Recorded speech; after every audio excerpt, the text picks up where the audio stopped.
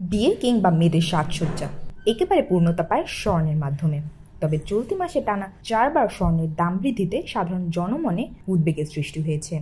অবশেষে স্বর্ণের নতুন দামে মিলল স্বস্তি।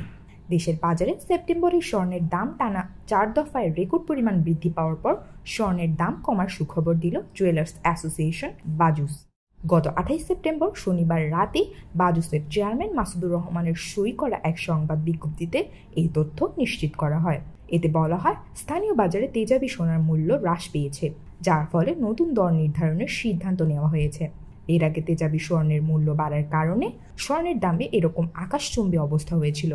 নতুন দাম অনুযায়ী 22 ক্যারেট সোনার 1 ভরিতে 1259 টাকা কমে নির্ধারণ করা হয়েছে 1,37,448 টাকা। এছাড়াও 21 ক্যারেট স্বর্ণের দাম 1,31,197 টাকা এবং 18 ক্যারেট সোনার দাম 1,12,453 টাকাতে পাওয়া যাবে। সন্তান পদ্ধতির 1 ভরি সোনার মূল্য রাখা হয়েছে 92,286 টাকা।